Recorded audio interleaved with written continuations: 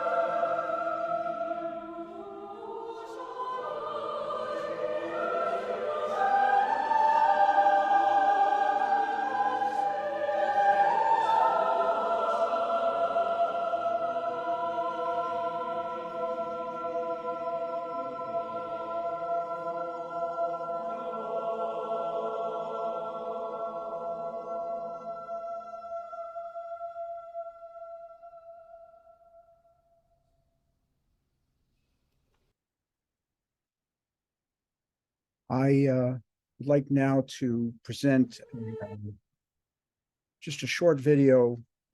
I think it'll explain what my feelings were when I boarded the plane, and on that was Monday the 13th of November at 3:45 in the afternoon. So with some bit of apprehension, but something I had to do. And just if I can play this for you, and it's without words, but I think it should explain.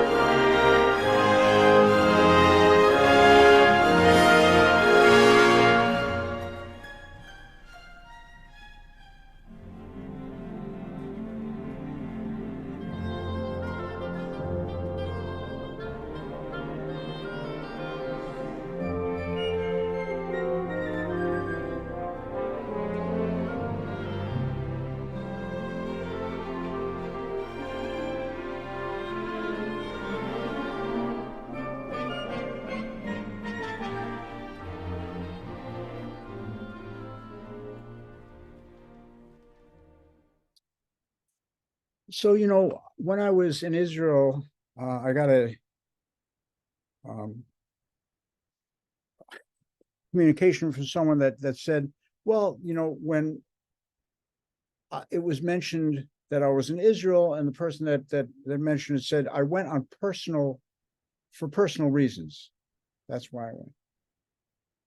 I mean, yeah, doesn't everybody go for personal reasons when they go for Israel? I mean, if you think about it, that's so. I'm not criticizing the answer, but it was interesting that it was put that way. But I'll be honest with you, why I went, and this may have something to do with my childhood or not. I went because I wanted to be closer to the center of pain. I wanted to feel what our brethren and sisters in Israel are feeling. And this is a very personal thing. I'm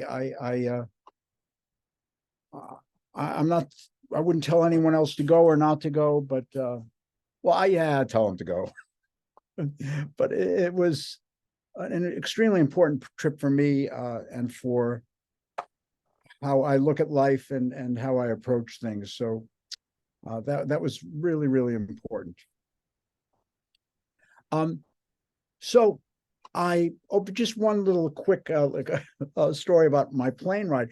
I have a problem on planes because I love to travel. Don't get me wrong, but when it comes to 10-hour flights, I can't sleep for some reason. But I found an answer on the way back, which if we have time, I'll tell you. But so I was hoping that I wouldn't be sitting next to a 400-pound guy, with arms all the way out here, and all the arm, the arm where it rests would be taken. And of course, that did not happen. I sat next to a 2-year-old kid, okay, And what did the kid do the first time he came on the plane, sat next to me? He's crying, okay? And the mother was very sweet. And it just so happened I had this computer next to me, the one that I'm using now, and the Mac laptop.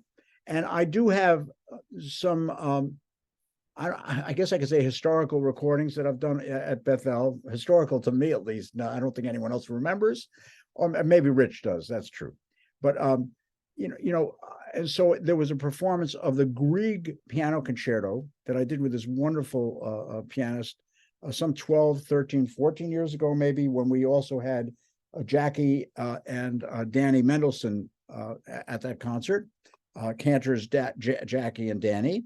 And so I started playing the concerto, and the kid, this is a Scout's honor, he was riveted. So I think he lasted through the first movement, and then he started to close his eyes. And for the rest of the 10-hour trip, he was out, which was, oh my God. Not only was there not a 400 man sitting next to me, the kid that was crying at the beginning was completely fine. And I talked with his mother, and it was a nice thing. You got to patent that. I'm sorry? You got to patent that remedy. I know. No question. So we're going to move on. So I get to Ben Gurion Airport, and this is a story of my trip, aided by certain musical excerpts. This is the first thing I see in the airport. So initially, you get out of the plane. The first thing you see is in case you need to go to the shelter if the rockets hit. Okay. What was very striking about the airport were rows and rows of these pictures of these kidnapped people, older, younger, women, men, children, senior citizens. It was just stunning. And what was really stunning, if you look on the right-hand side and the left-hand side, each side had, 120 photos, 130 photos, whatever, of those people who were kidnapped. It was haunting, absolutely haunting. And what else was haunting is, if you look at the hall, there was almost no one there. I don't know how many of you have been to Israel. I assume maybe I'm going to say all of you at one time or another, but it was so surreal. And I'm going to show you some other pictures too. This is the main hall where you see, if I can use my pointer, this part of the hall are all those taxi drivers, the Shirut drivers, and everybody waiting and trying to get you to go on the thing. And then this would be packed in this area here of the people coming out of the plane, right? There was almost no one there, And I took this picture, okay? This is the picture of the main hall of the Ben Gurion Airport at about 10:30 in the morning. So as you can see, things were profoundly surreal and different than what we would normally expect this hustling and bustling airport to be. So I'm going to go back there. I sat in one of those seats for about 15 minutes, and I was late in sending some scores to Russia, to the conductor in Russia, for a possible performance in Germany of the night oratorio that I wrote. So I got some work done, which was great. And then I said, no one picked me up because no one really knew I was coming, except my incredible host, which we'll talk about him in a minute. So I normally take a Shirut to Jerusalem, but I said, let's try the train. And so I took the train and got to the train station, where the train stops in Jerusalem, the train station is probably, 10 stories below ground level, because it's a natural miklat, a natural place where you can hide from rockets and stuff. That's why they did it. It's unbelievable. This is some time ago now, but that's what they did. So ultimately, I get out of the train, go up the 4 titanic escalators, get out on the street, and meet my brother, my brother, this is an incredibly special human being whom I've known since 1983. Or is it 80? No, it's 84. So it's just about 40 years. And he's an amateur musician who's a chorister, but he can play piano extremely well. He loves music, and I could talk with him about music from dawn to evening. That's how inspired he gets about this stuff. And I cannot. He's been inspiring to me for the time I know him. He's a very special human being, and I stayed at his home for the time that I was in Israel. What did that allow me to do? I can go anywhere I wanted, whenever I wanted, and it was just a miraculous stay, miraculous. And thank you, Johnny, for letting me stay. So after I unpack my bags, I walk out, and I don't know if some of you might know this area. It's a one street. The Aza is the street that goes up toward King George, and what's the rest of it? Herzog Street is this part of the street that, if you look directly to your left, is the Hebrew University, the new campus. So you might know that area. And the reason why I took this picture, because I wanted to have some kind of record of what I was doing, and I just love the clouds. You can see the absolutely gorgeous light blue sky. You can see the dark clouds, and for me, it was a kind of a symbol of I had no idea what to expect, and it was really, really, really special in that regard. So the first person I see, and again, the reason why I took this trip, and I say this, it was to get close to those people. I knew some of them. I didn't know some of them. This wonderful woman I know for many years. She was a very close member of the family, and I've spent many Passovers with her. And she lived in Jerusalem since the 1980s, so it's been a long time that she's been there with her wonderful husband. And so, the reason why when I see her, I knock on the door. I never tell her I'm coming, of course. I knock on the door, and she's always with a smile. Oh, Joseph is here. Obviously, he's not going to tell us, and that's a beautiful thing. So it works out. So I start talking about, how are you? What are your feelings? Because I really wanted to get a sense of what the Jerusalemite or the Tel Aviv person feels, or the person in Ashkelon. What do they really feel? So she tells me that there are soldiers in Israel that she knows that are, by the way, just to let you know, as an introduction to this wonderful woman, she's pretty Orthodox, okay?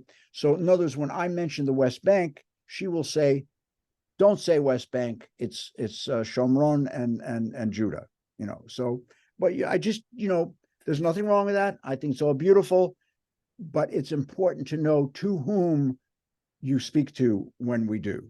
Okay, so this is our right-wing representative on this trip. Okay, so she says it's been amazing since October 7th. She said it's God's miracle. This is her talking.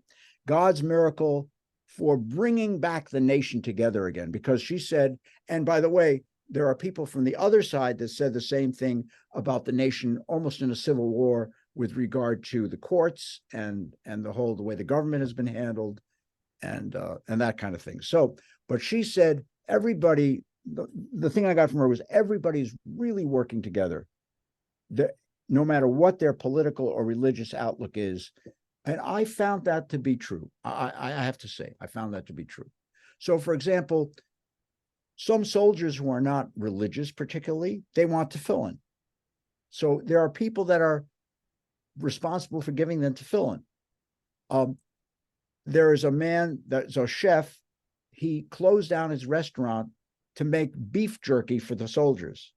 So he had, I don't want to say hundreds of people helping him, but many, many people said, yeah, we're going to help make this beef. It was this incredible outpouring of love that I felt. in the streets. There's a wonderful singer by the name of Omer Adam, supplied taxis for soldiers if they needed to go anywhere, blah, blah, blah. If they need to take a weekend off, they didn't have to take a bus. There are people bringing down portable washing machines right next to Gaza, portable showers. There are people, and this is incredible, and I've seen this. Matter of fact, Rachel was doing this too, was volunteering. A lot of people are volunteering for example, in the hotels where you have some of those moshavim and kibbutzim around the Gush Emunim area, the Sderot area right next to Gaza. Those towns have been razed because so many people were murdered that they're not allowed to live there now. The government says you can't live there, so they take them to hotels. So there are people who are volunteering in the hotels to make food, to wash their clothes. It's that kind of incredible warmth. And then Rachel told me that she was in Beit Shemesh the morning of that, she calls it Hashabbat HaShachor, the Black Sabbath. And she was, in Shul in the morning, and obviously that was Simchat Torah too, which is unbelievable. And she was in Shul in Beit Shemesh. Now, Beit Shemesh is pretty close to Jerusalem, and she was there with her some of her grandkids and stuff like that. And she said all of a sudden they're in Shul, and all of a sudden hundreds and hundreds of planes, that's the way she described it, were flying over the Shul with the sirens blaring, and something was different. Something was different. Okay. The next day, actually, before I see Raymond Goldstein, I'll talk about him.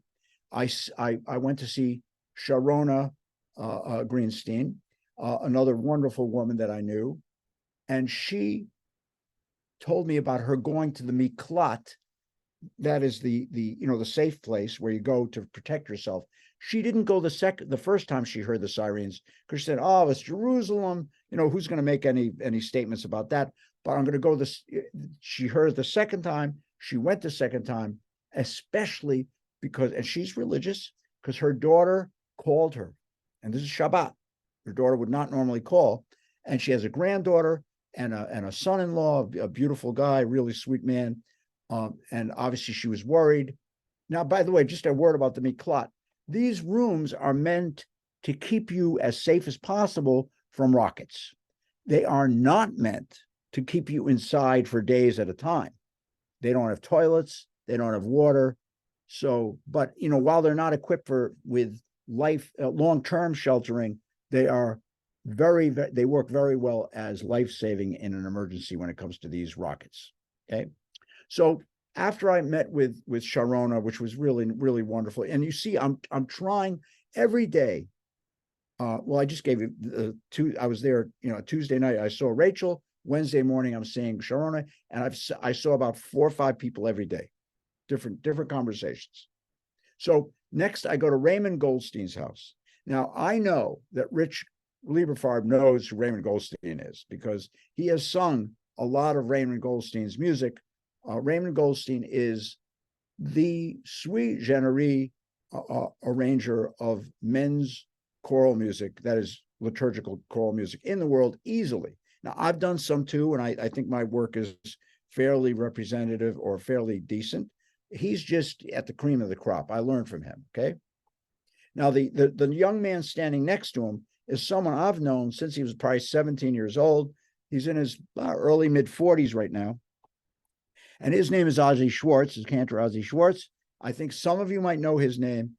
He's probably the most recognized cantor in the United States right now, probably.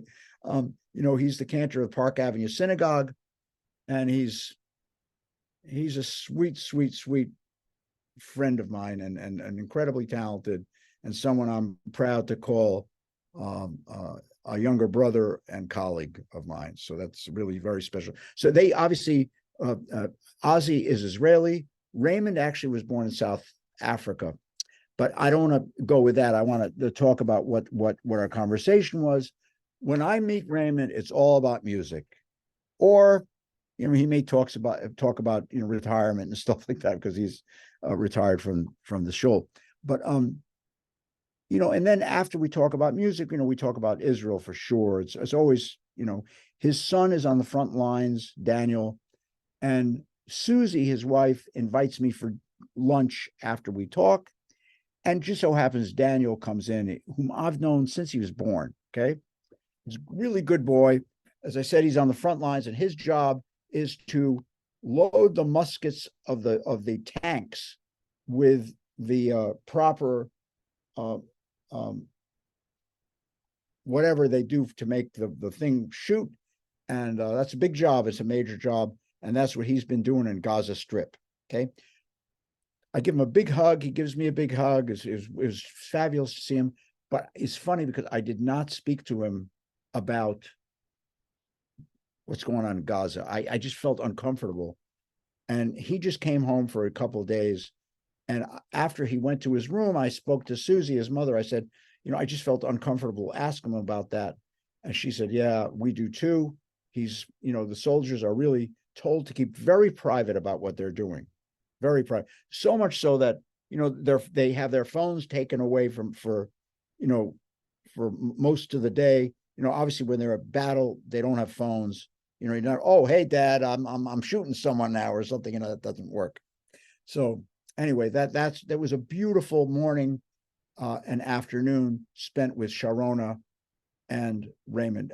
Ozzy was there, I think, a week or two before me, and you know, everybody knows him, and is just he's a good how do you say a ambassador for both Israel and the United States because he's so well known. So this is the sky when I leave Raymond's house on to my next adventure in Jerusalem. I didn't have anyone to particularly speak to. This is Wednesday, my second day there. Okay. But I just take pictures because, you know, as we know now, I like the sky and I love to do that kind of stuff. So now, so I'm walking. Who knows where the windmill is in Jerusalem? Anyone know where the windmill is? It's a beautiful area of Jerusalem. It's called Mishkanot Sha'ananim.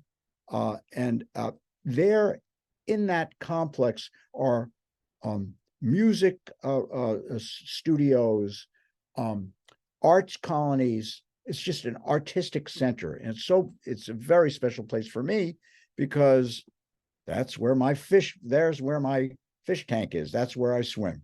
Okay. So anyway, I was passing there. So I might as well walk into the Jerusalem Music Center. And as soon as I walk in, someone says, oh, we need someone to pass out programs because they're short of help because a lot of people are in Miluim.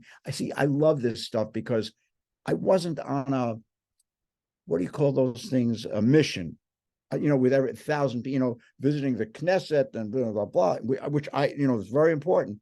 I just wanted to be there by myself as a free agent speaking to those people on the street. So this is what happened. So I got to volunteer there a little. Okay.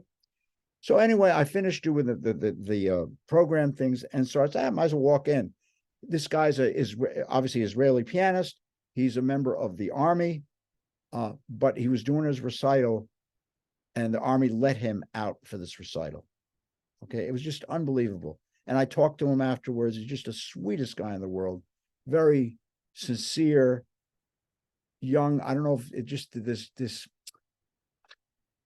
I'm not going to say everybody's like that, but it seems that they are. For me, these young Israelis, they have such good souls, and I was just proud and quite frankly, it was important for me to be there with them.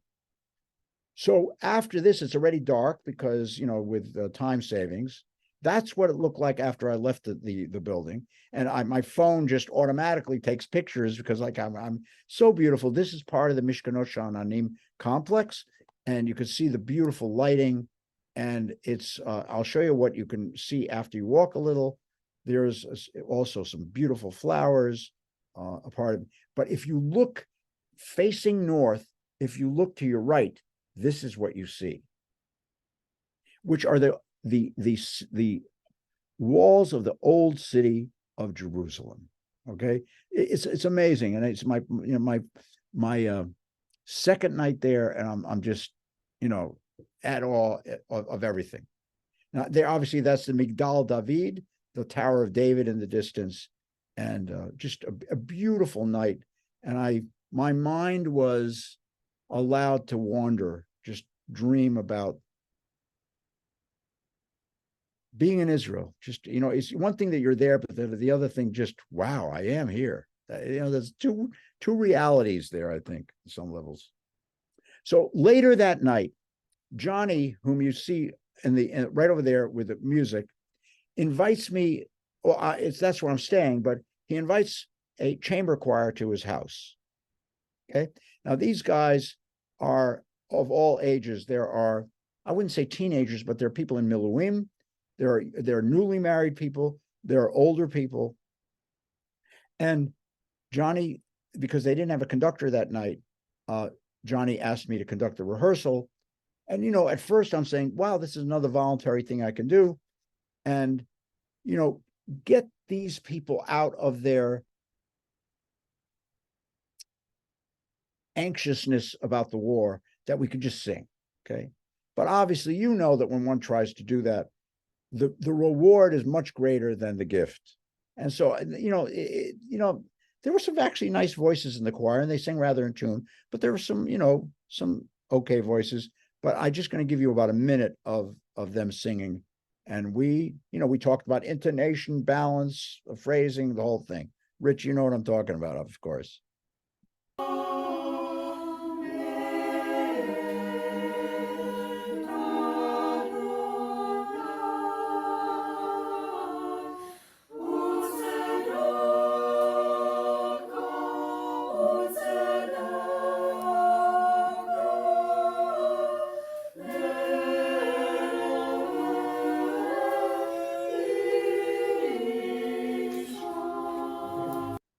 And we sing this in the midst of knowing what's going on in Gaza. This soldier was killed, that soldier, blah, blah, blah. And in the background, knowing those hostages, which is, I tell you something, what's going on in Israel now must be, I can't even think of the word, in terms of both the joy and the torture of watching this go on. Because, again, I was there. I will say one thing, that, when I went to Israel on the plane, I felt a little bit of apprehension in terms of safety, because there's a war going on. When you're there, I should say, when I was there, I felt so connected to the people that I was with that I didn't really have time to think about danger particularly. So when I took transportation, I took regular buses, there was no armed guards or anything like that. And it was just a magical time for me, magical time. So next morning, I wake up and there's an Israeli flag flying over the next building. This is just to give you what everybody was thinking about. This is Abigail Edan, a citizen both of the United States and of Israel. She was released just 2 days ago, actually yesterday, I believe, one day after her 4th birthday. There's no words. And then this is what we're all thinking about in Israel when I was there. Liel Het Zroni murdered 12-year-old kid on October 7th of this year.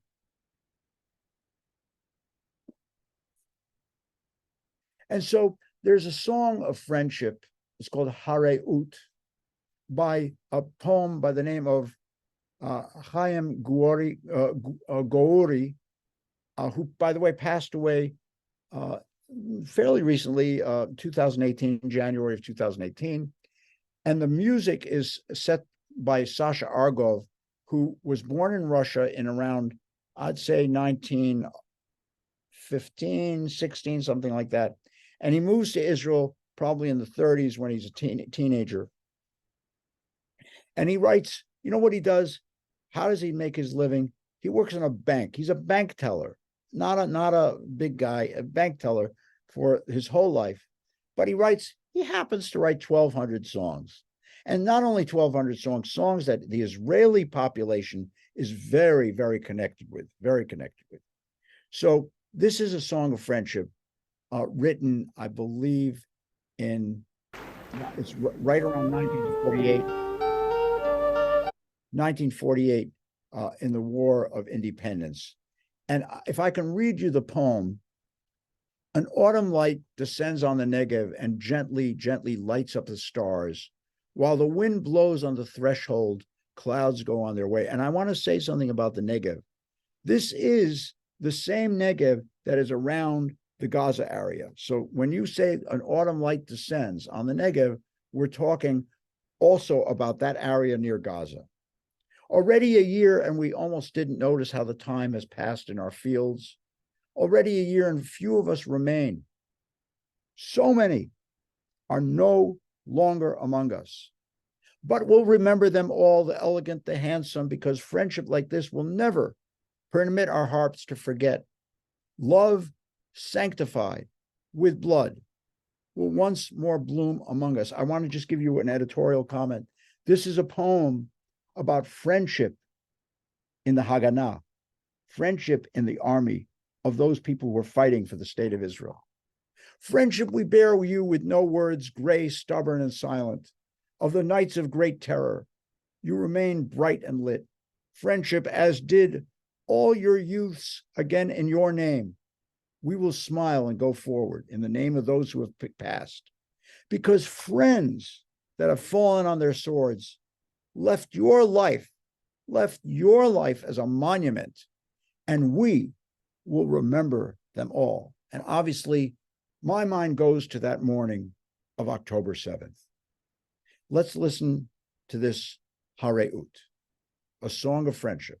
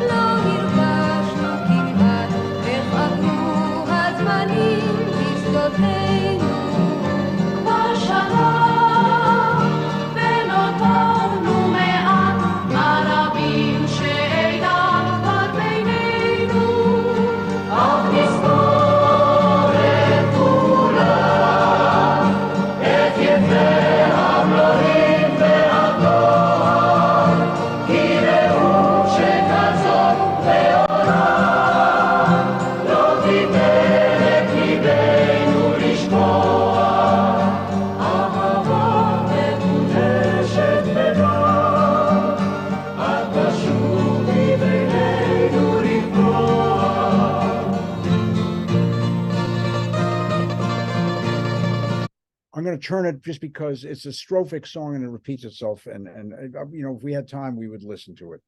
And remember, I mentioned this gentleman, Avigdor Hameiri. This is our musical interlude between my story. Avigdor Hameiri, that wonderful poet that wrote Me'al Pi Scott. He wrote another poem, and I want to read this to you. This is a profoundly beautiful poem, and I don't want to say sad, but it really carries so much emotion with it. It's called Shnei Michtavim, 2 letters. I'm going to read this, and we can read it together. On delicate paper, as white as the dawn, came a letter from the diaspora. A mother is writing with tears in her eyes, to my good son in Jerusalem, your father has died. Your mother is sick. Come home, gentle son. We wait for you endlessly from morning to evening. Come home for spring, gentle sun. That's letter number one. Letter number two. On simple paper as gray as ashes, a letter goes to the diaspora, and in this case, the Russian, Eastern Europe. A pioneer writes with tears in his eyes, in 1924 in Jerusalem, forgive me, my sick mother. If you still love me, come and hug me. I will be a wanderer.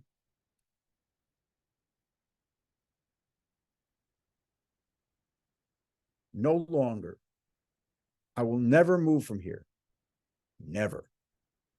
And that's the song.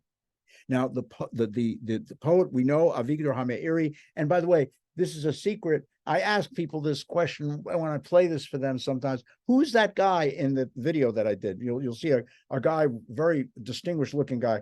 By the way, between us, that's Avigdor Hameiri. I put his photo in this videos. Okay, so but the composer is one of my favorite composers, just at the top of the list of Jewish art song, and that is Yoel Engel. And I'm pretty sure some of you have heard that name before.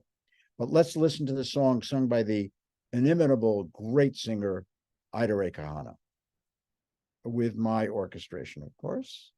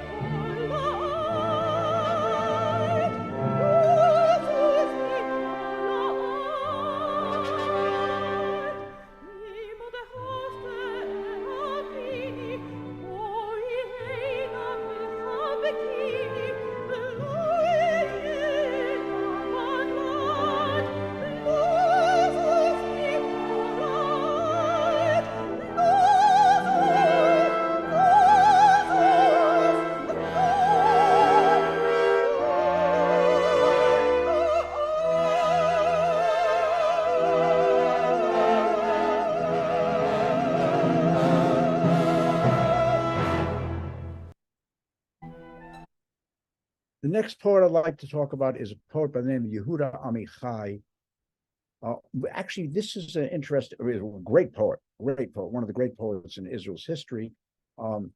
He is not actually Eastern European, which is a little unusual. He comes from Germany, and as part of the escapes from the Holocaust, and becomes Israel's national poet.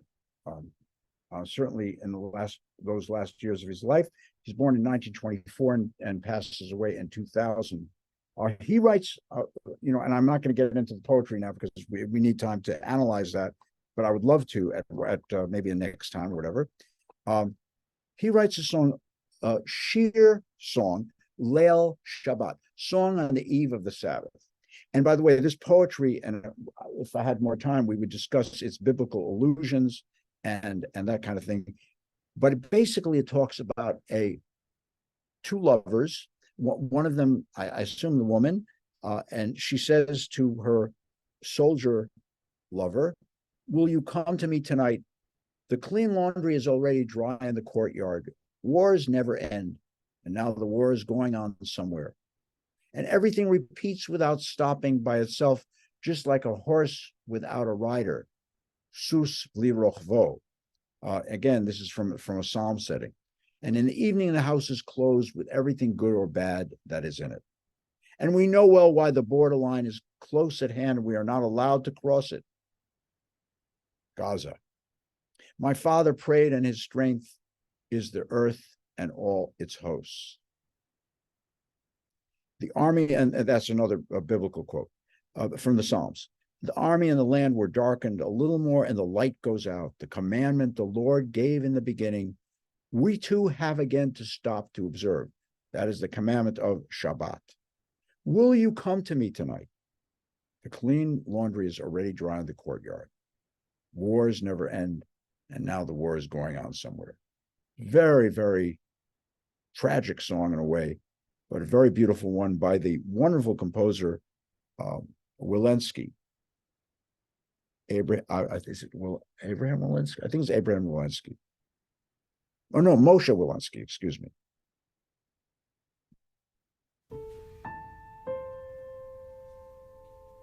התבואי אליי הלילה, כבשים כבר יבשו בחצר, מלחמה שאף פעם לא די לה, היא עכשיו במקום אחר.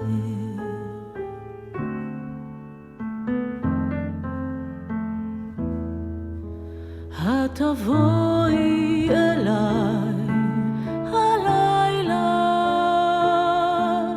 כבשים כבר יבשו בחצר, מלחמה שאף פעם לא די לה, היא עכשיו במקום אחר.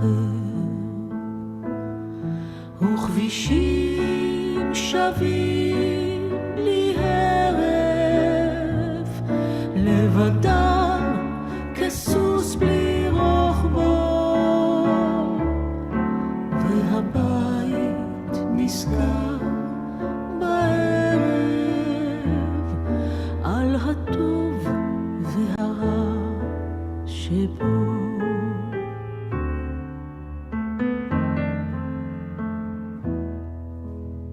וידענו היטב כי הגבול הוא קרוב ואסור לנו שם. אבי התפלל ויחולו הארץ וכל צבאה, צבא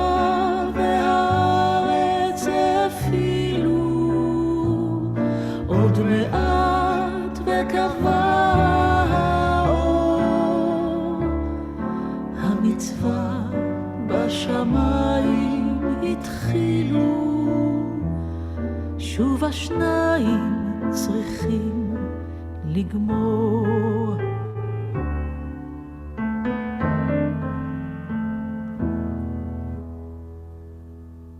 התבואי אליי הלילה,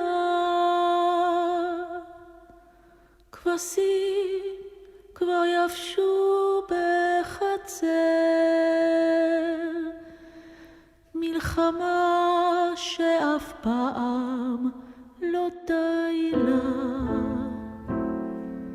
היא עכשיו במקום אחר.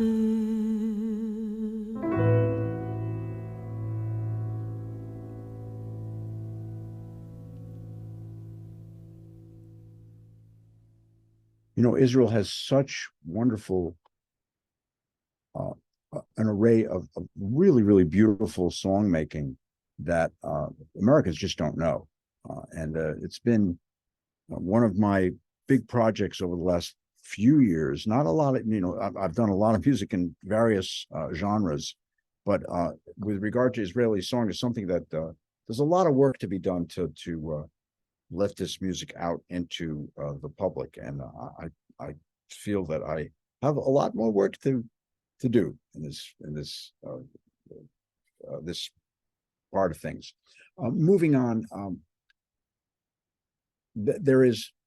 I'm going to play the opening part of this. This is how good it is that you came home. I for some reason I didn't put the Hebrew title as, but this is a song that Arik Einstein, who is one of Israel's great pop male singers, he's passed away, I think, about 5 years ago, and he wrote and sang for Gilad Shalit, which was the person he was a soldier who was kidnapped for 6 years by Hamas, and they actually let him go for, I believe, 1,000 of their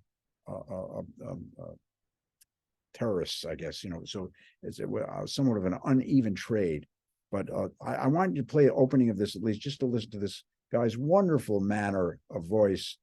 I've never met him, but I hear he's an incredibly sweet man and beloved by Israelis.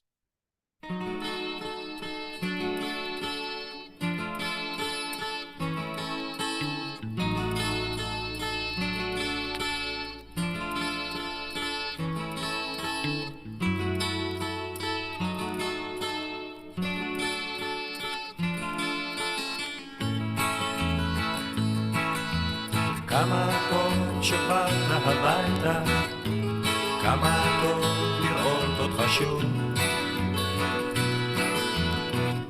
ספר מה נשמע, ספר איך היה, למה לא שלחת גלויה, לא שלחת גלויה. כמה טוב שבאת הביתה, קצת רזה, אך מה זה חשוב? עשית חגים, עשית דברים, ראית קצת צבעים אחרים, ראית קצת צבעים אחרים, כן, צבעים אחרים. אך כמה שטוב אתה כאן, כמה שטוב אתה כבר כאן, כמה שזה טוב טוב, כמה טוב שבאת הביתה, בית זה אומר כבר הכל. היה לך חם, היה לך קר, אתה עכשיו יותר מאושר, כבר יותר מאושר. We're going to move on because I actually love his singing. I don't, I'm really the wrong person to talk to about this, but it reminds me on some stylistic levels of what maybe the Beatles were doing, but I may be wrong in that. Back to my story. So it's, we talked about Tuesday where I met Rachel and I didn't have a lot of time because I've, got to Jerusalem in the afternoon, and obviously Johnny, and Wednesday where I met a whole bunch of people and went to a piano recital. And in the evening, I conducted a choral little thing, which was really rewarding, inspiring for me. Anyway, I wrote an oratorio that's been done in Europe a few times already.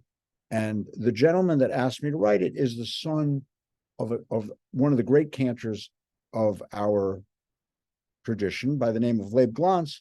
And his son, Leib Glantz's son, the man that asked me to write this oratorio, went to Israel maybe a week after October 7th to help out. He has a history of being in the Army, and I think at a fairly high level, and they wanted him to come and help out with what was going on. So part of what he did, he went to Jerusalem in his time off. He was in the Gaza area most of the time. And he went to this Michael Klinghoffer and spoke to him about doing the oratorio in Israel. And he says, oh, it's really good oratorio, blah, blah, blah. And Joseph Ness wrote the music. And Michael Klinghoffer says, Joseph Ness, I played with Joseph Ness many years ago in this place called West Hartford. So Michael was my first bass player on a very good one. He went to Hart School. And what he's doing now is he is the CEO of the Jerusalem Academy of Music, which is one of the two big music schools in Israel. He's a very good musician and a very good friend of mine, not that I've kept in contact with him that much, but as soon as he found out, he called me and we made an appointment. I went to Israel and then I saw him on Thursday morning. So, he told me about his school, mainly about the academy and its issues, and it's doing well, but the war has just cut things out from a lot of these kids' normalcy in terms of their practice. A lot of them had to go to Miluim. A lot of them are caught on the front lines. And he told me some harrowing stories, and I'm going to tell you one of them. There's a girl by the name of Dekel Goren, who was with her boyfriend the morning of October 7th. This is Michael telling me the story. We had breakfast. And she's found out that her house was burnt down, completely to the ground. And she called him up on Saturday night, just after Shabbat, and was crying and told him that she believes her viola was burnt, to a crisp. The next day, probably about, 14, 15 hours later, he comes down in his car to Beersheba to deliver a new viola to this girl, okay? She opens the door. This is him describing it. She opens the door and bursts out crying, uncontrollably. So at first he's thinking, well, she must be so happy about the viola, I understand. But there was something else there that she didn't tell him because she didn't know about it when she made that initial phone call the day before.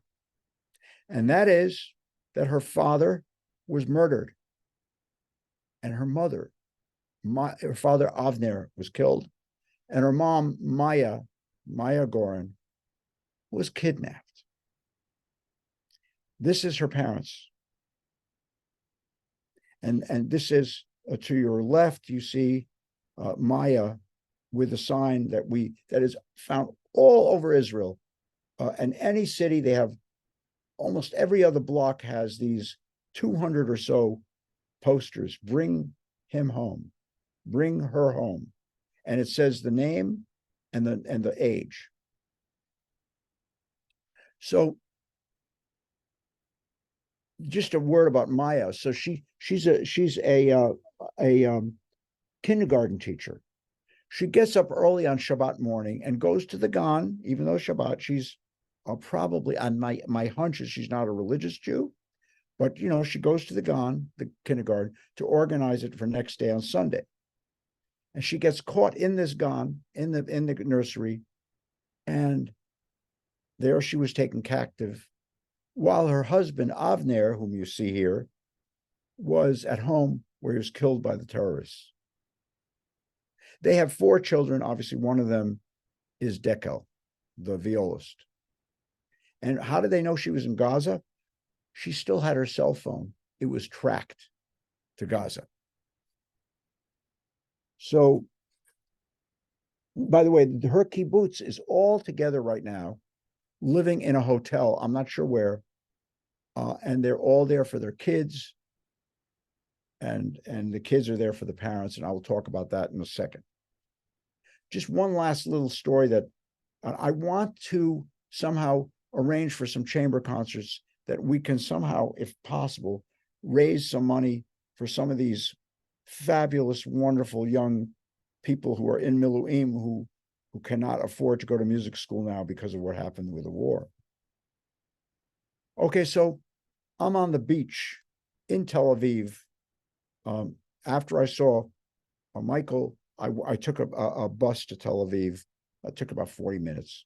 And I'm on the beach walking toward a hotel that I'm going to meet a friend of mine there who was in another village, and the whole village is living in the hotel. But let me get to there. So I'm walking on the beach. It's called the Herbert Samuel Pier, which is the beach in Tel Aviv, and looking at this sparsely populated beach. And I turn looking in the distance, and I see the outline of the old city of Jaffa. In my mind, on this sunny day, I'm imagining what is beyond Jaffa. What's beyond there? Beyond there is Ashkelon, which is actually right beyond Gaza is Rishon LeZion, which is actually the fourth largest city in Israel, but not a big city. Then right after that is Akko, Ashkelon, and then Gaza. Now, Akko and both Akko and Ashkelon are Roman, a lot of Roman ruins, and what do you call those tiled things? Mosaics. You find them all over the place. Here is the Ashkelon ruins, and here, in my mind's eye, is Gaza. And I have this urge to go over Jaffa, over the other two cities, into where all the fighting is happening, because I want to get close to the pain. Not that I want to get close. Maybe that's the wrong way of saying it, but I want to know what the Israelis are really feeling in their hearts and souls, because I care. These are my brothers and sisters.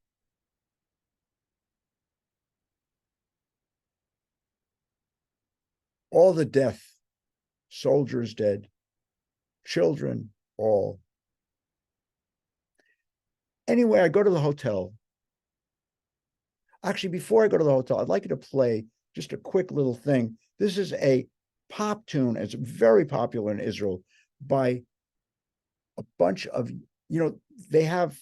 it's not just people from Russia, on the, I don't want to say white, but I say Ashkenazic Jews, but they have Jews from Yemen, from Morocco, from everywhere. And I want to play you a little video of Jews from Yemen. It's a very popular pop tune in Israel, probably written maybe 5 years ago.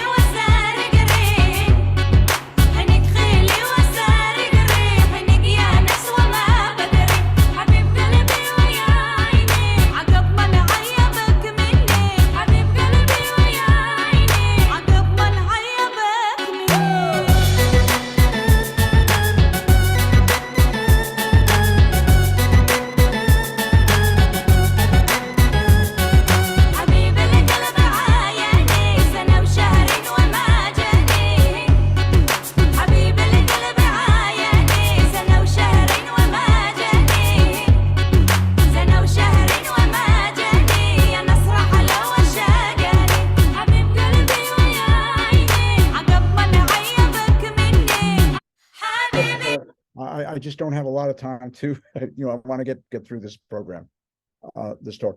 Okay, here's the picture of myself with a wonderful friend of mine, Micha Biton.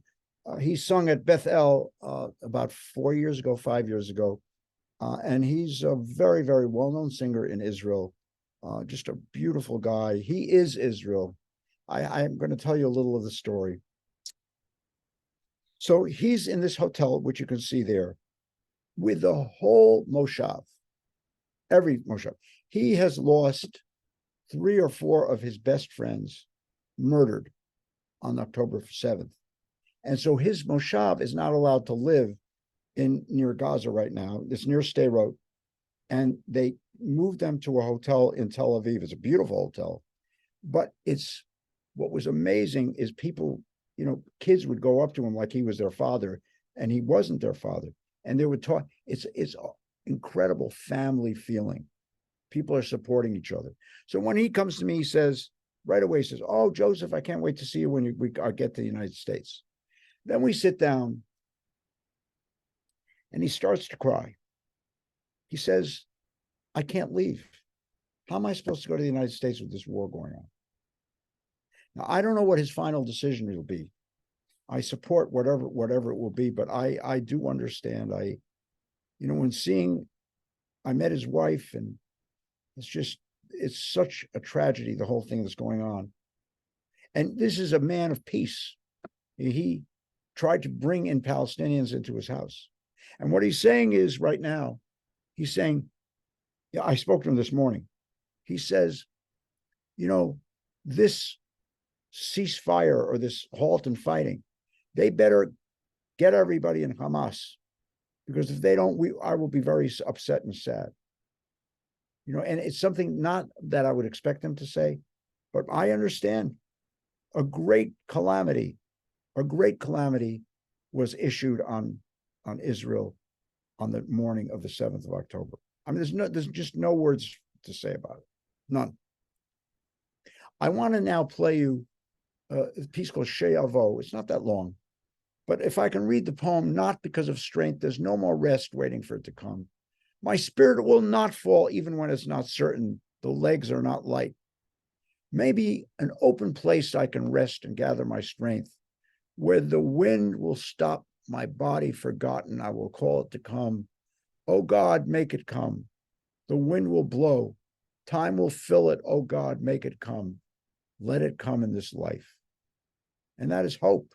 That is hope.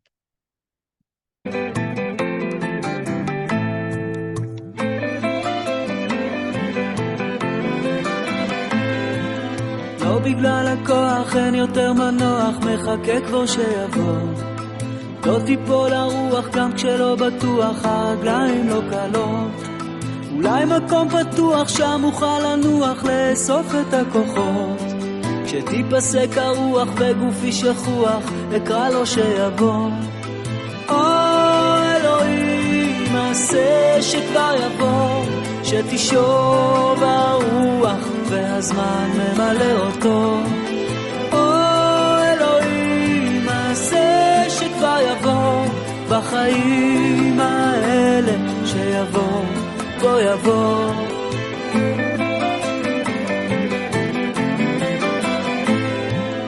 לא בגלל הכוח אין יותר מנוח, מחכה כבר שיבוא.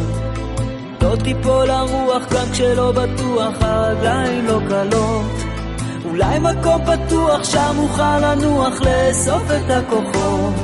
כשתיפסק הרוח וגופי שכוח, אקרא לו שיבוא. אלוהים עשה שכבר יבוא, שתשוב הרוח והזמן ממלא אותו.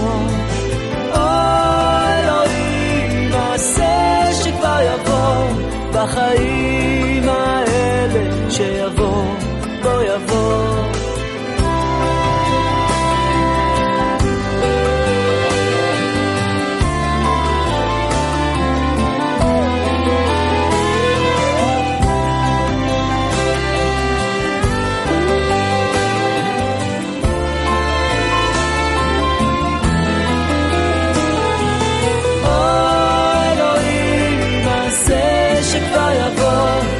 נשוב הרוח והזמן ממלא אותו. אלוהים עשה שכבר יבוא בחיים האלה שיבוא, לא יבוא.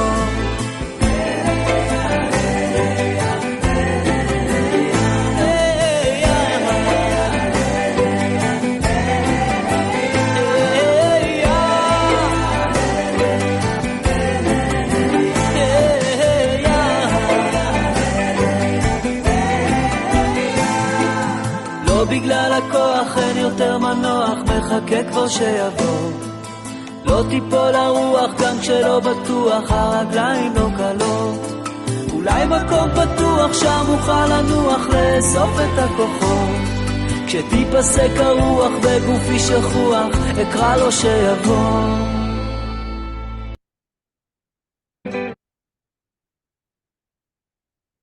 And he lives near Kibbutz Be'eri. In Gaza, there's no water to bathe children. Kibbutz Be'eri, there are no children to bathe.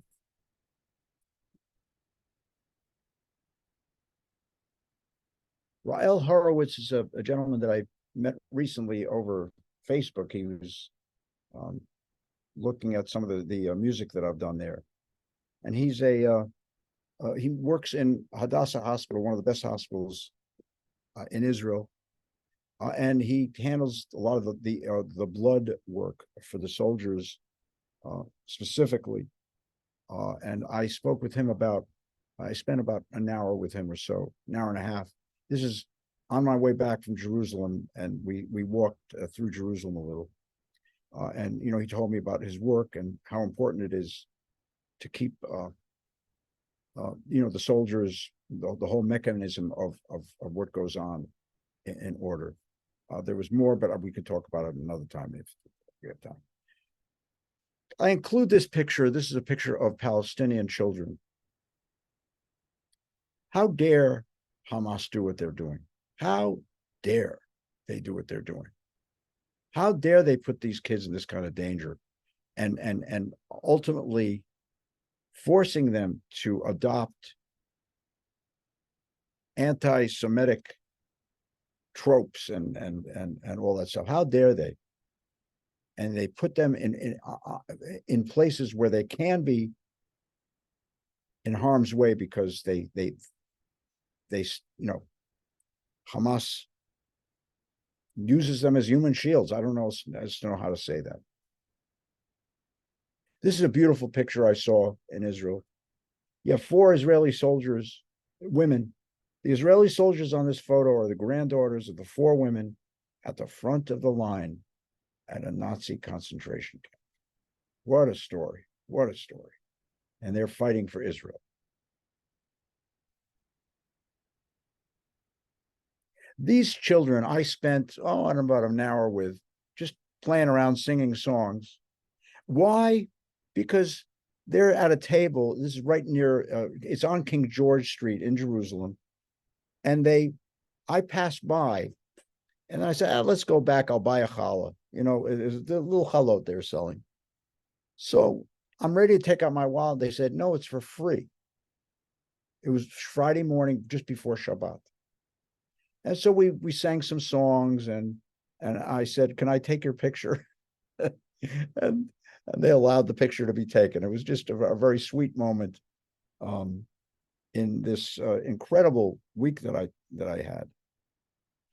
These are 2 members of Miluim. The guy on my left is David, and the guy on my right is Jonah.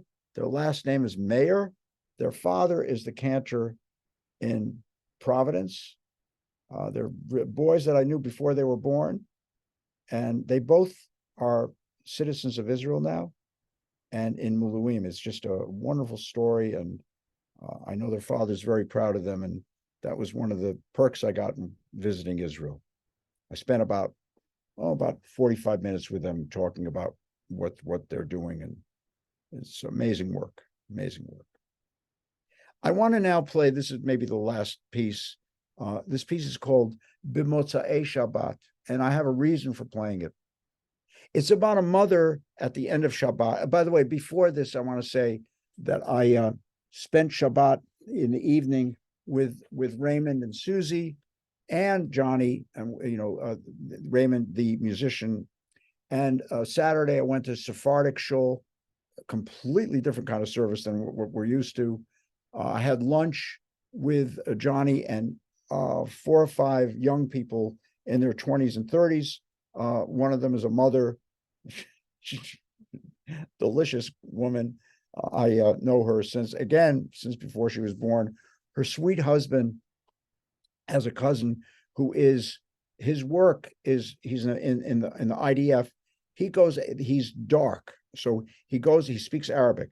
He goes out to Gaza before the army goes there, and I guess infiltrates with the crowd there to get a sense of what is around, what is happening, and then it reports back to the IDF, and they have that information to, at the very least, not get themselves killed.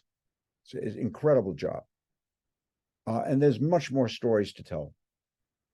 But at night, I'm going to play this piece, and then I'm going to talk, and we'll end pretty soon. This is a piece called Motzei Shabbat, where a mother implores God to, at the end of Shabbat, to protect her children and to keep them in the week that is not Shabbat, because Shabbat protects everybody, but in the week that is not, with business and everything, to protect them from all bad.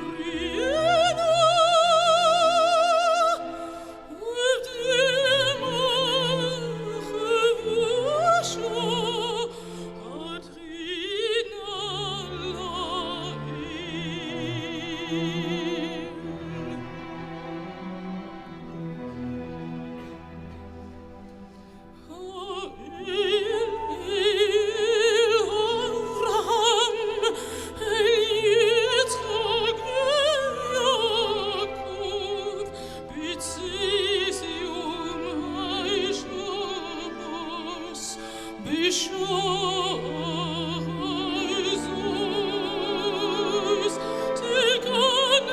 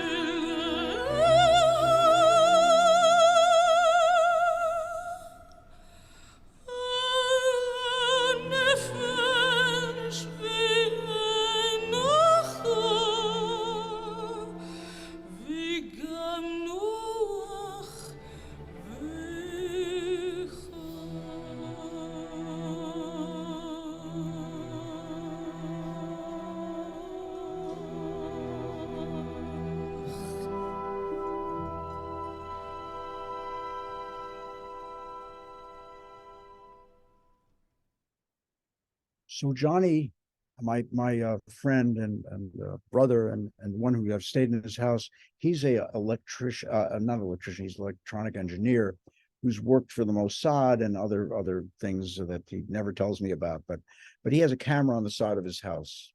And the reason why I played this song is because he's looking at his camera, Motzei Shabbat, and he sees some people across the street next to this home, which he says, that's a little unusual. Why are there so many people there? So I don't know, it took about 10 minutes later for him to realize that the kid, the boy that lived across the street was killed in Gaza. And he knows this boy very well because the boy's sister was kind of dating his son. Okay. I mean, it's a small community. So the night goes by. He's very upset, but we talk about Bach and writing for the organ because he loves music. So I kind of got him out of that thing. The next day I go to the bus station and I see two other soldiers. And then I come back to pack because I'm ready to go on Monday morning, Sunday night. Actually, to be quite frank, 12:05 Monday morning. And I see across the street or the whole block filled with about 400 to 500 people, all with flags, Israeli flags. It's a very windy Sunday morning. It's kind of rains a little, but not really, but it's more windy. And the flags are furling, but no one is talking. You have about 150 kids. I don't know if you can imagine. Matter of fact, I will show you 150 kids, maybe 350 adults. You hear some crying. No one's talking. And what they're doing is waiting for the family of Shachar Friedman, whose body is already at the cemetery, I assume, to go to the funeral.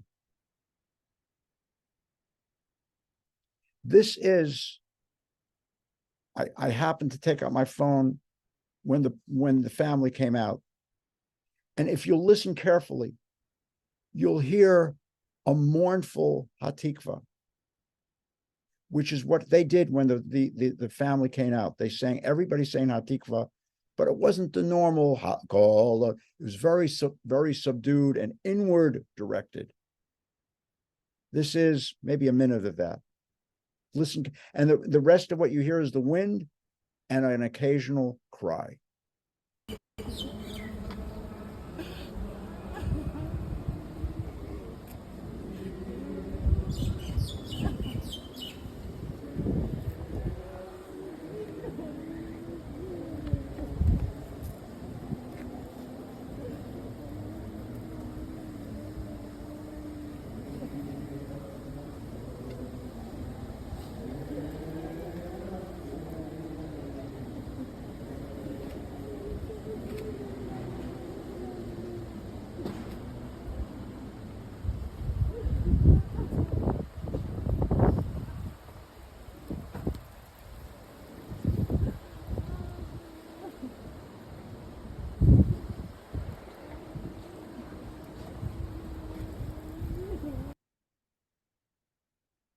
Staff Sergeant Shachar Friedman, 21 years old, a member of the Paratroopers Brigade, 101st Battalion, was killed while fighting Hamas terrorists in Gaza.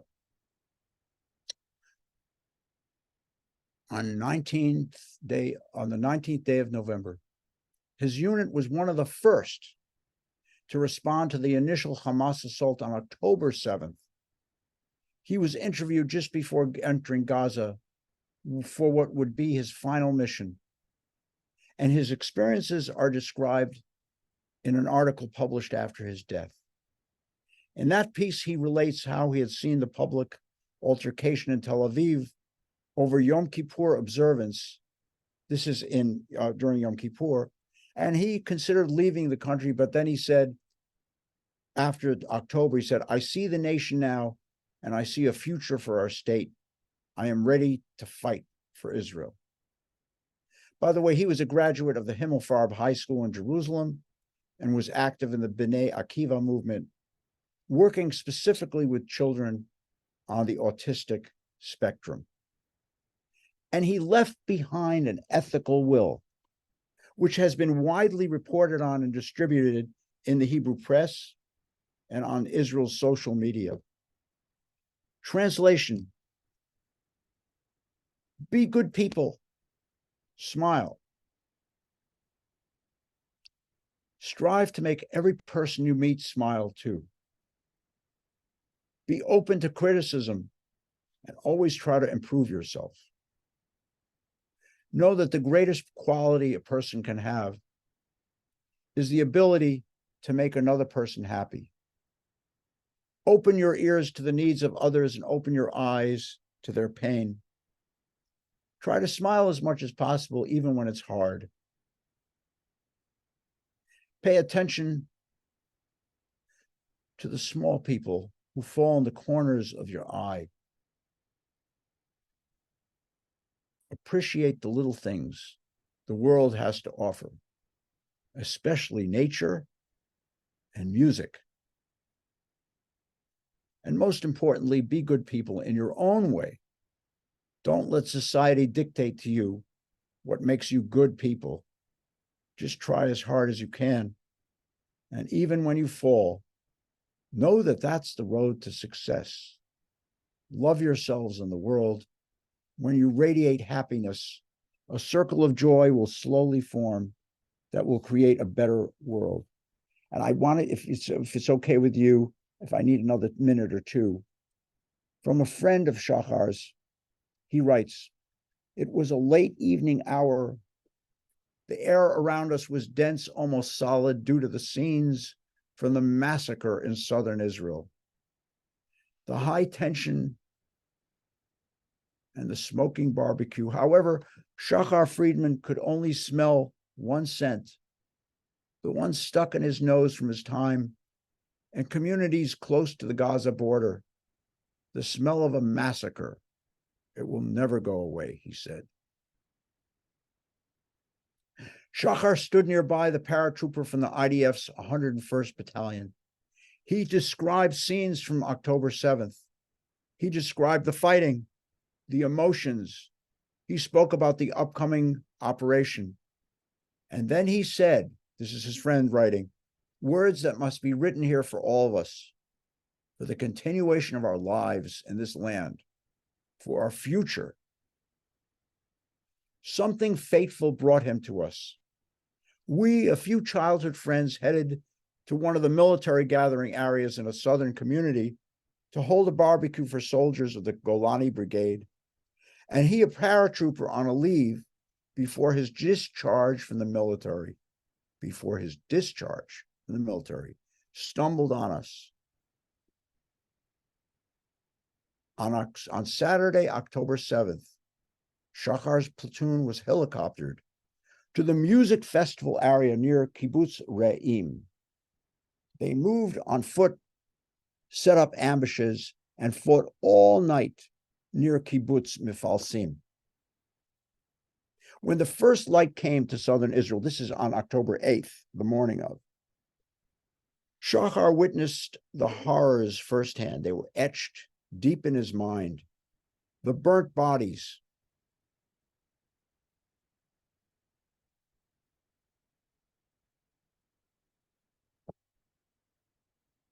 people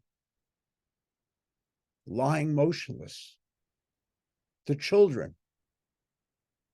I feel a shiver when I recall it, Shachar says. He remembers rescuing people from their houses. He described how he saw the loss of trust through his eyes in the country and in humanity. They don't want to open the door. They motion you from the window. He signaled a no with his hand. It's a horrible feeling. And then he continued, this is Shachar. He lingered on remnants of scenes, a half-empty beer bottle in a ruined house, a suitcase next to the house of a family, about to go on vacation, cold coffee, a crushed cigarette in an ashtray. and you don't have time to be humane in this situation, not even to grasp how terrible it is. Then Shachar spoke of his losses from his platoon, from his home. 6 of his friends fell in the battles. It was the first time I saw a soldier die, he said. You know, he continued, when soldiers go on leave, all they want to do is eat shawarma. We want to visit the graves of friends we lost. But first, we want to just avenge them. That's what we want. If they let us do our job, we'll bring peace to Israel for the next 50 years. And I will conclude now. There is no one here without a fallen friend. My platoon commander told us on the first day of the war, I am willing to die. If something happens to me, I am ready to die for our country. These were things he said confidently, and it was impossible not to dwell on them and to talk about the country, about our people. And Shachar spoke about his closeness to Judaism. When I saw the fighting on Yom Kippur, he recounted, I told myself I have nothing to be here for. But I see the people now, and I see the future for our country. I see you who came here today. And I say that there's a future for this country. I'm willing to fight for such a country. There is no other like it in the world, no other people that's similar to ours. My friends who heard him were moved. They joined in the conversation.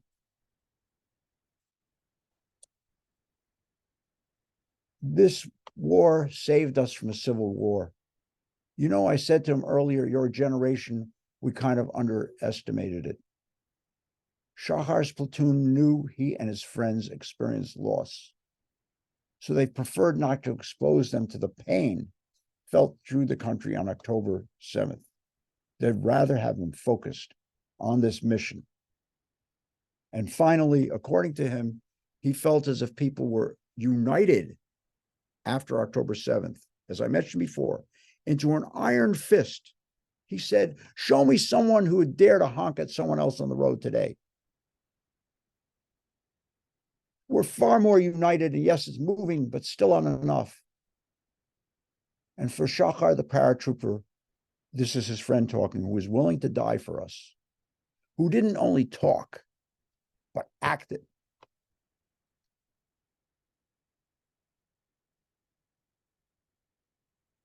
We must become different.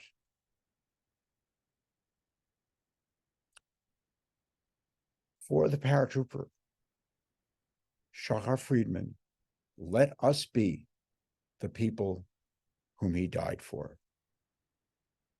Thank you. Thank you.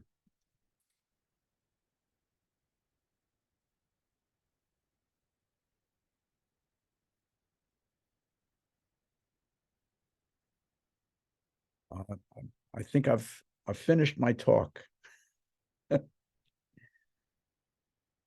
that was the best municipal chat you've ever done. I'm at a loss for words how meaningful it was and how beautiful it was, and talking about your trip and everything. Did you have to go into the shelter at all while you were there? No, I didn't. No, I didn't.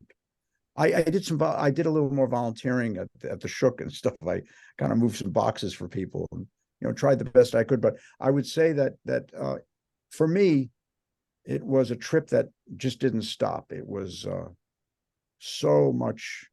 Every day, every hour, every minute was something else, and it was harrowing, tragic, heartwarming, exhausting, and exhilarating all at the same time. So, if anyone tells you I went for a personal reason, you can tell them, yeah, I went for a personal reason. Oh, yes. Yeah. Thank Cantor, you, Joseph. Cantor, you are a good neshama. We love you. Oh, thank you so much. I love you guys too. Really, really. Take care, everybody. Have a good night. And until the next time, who knows what we'll talk about. Is this going to be on next Monday also at this time? I'm, I know there's actually a very good question. I can repeat this next Monday or one on Hanukkah. But Roz, maybe you want to call me and tell me what you think they would want to hear.